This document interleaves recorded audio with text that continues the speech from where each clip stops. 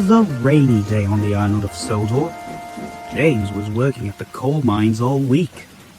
"Cheer up," said his driver. "Once we are done here, the Fat Controller said we could pull a special train up the coast." James grumbled, but continued his work. James hates whenever it rains. Everything becomes wet and muddy, not to mention filthy. The trucks could see James was getting visibly irritated, so they decided to tease him.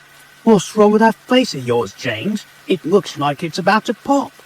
Yeah. You're just like a red pimple, just aching to be popped." James just ignored them and continued with his work. He bumped the trucks into the coal hopper. Come on, he puffed angrily. "Watch out," said a truck. "The red pimple's about to pop."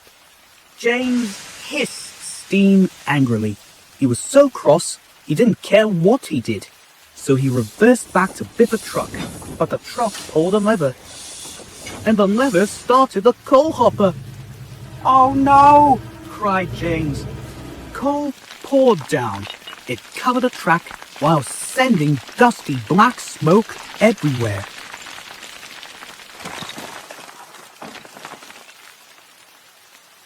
James was covered from cap to footplate in dusty black coal.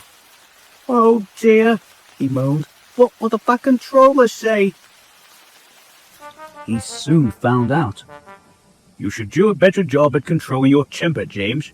Otherwise, I will get another engine and..." He trailed off, leaving James to wonder.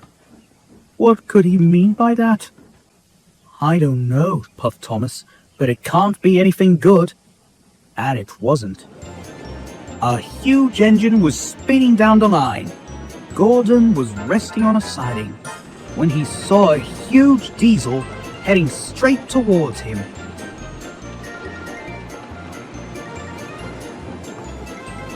Come on! No one had ever seen an engine go so fast. Everyone was amazed. Even the Fat Controller was impressed as the diesel glided into the station. "Splendid time," said the Fat Controller. "I expect you to run the main line smoothly and reliably." "Of course," purred the diesel. "This railway will soon become more reliable than ever before. Now with Super E.D. here..." The engines were discussing about E.D. "He's big," said Henry. "And rude," said Percy. "Oh, the Fat Controller tasked him to pull the express. He bragged about it this morning." "My speeding record is at risk, and it's all because of James."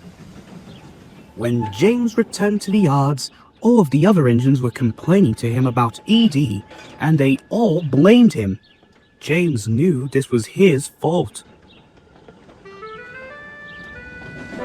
It was a rainy evening with James back down onto his train. E.D. was there. James tried to ignore him, but E.D. wanted to talk. "What's the matter, James? Afraid of a little rain?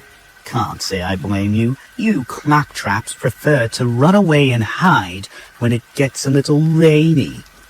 James just ignored him.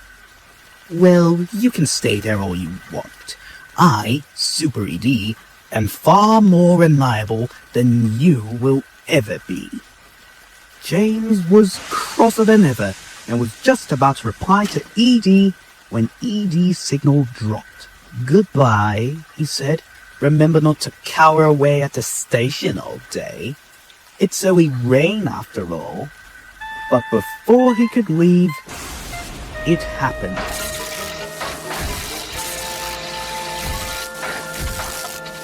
Sparks flew from E.D.'s engine. And then black smoke poured into the station. No one had ever seen that much smoke before.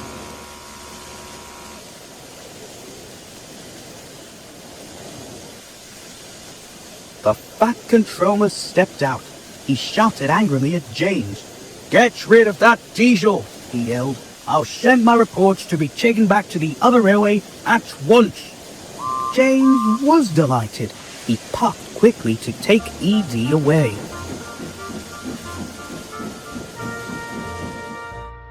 Later that evening, James told all the other engines about E.D.'s electrifying performance. Maybe the rain can be useful for us steam engines for two things, they chuffed.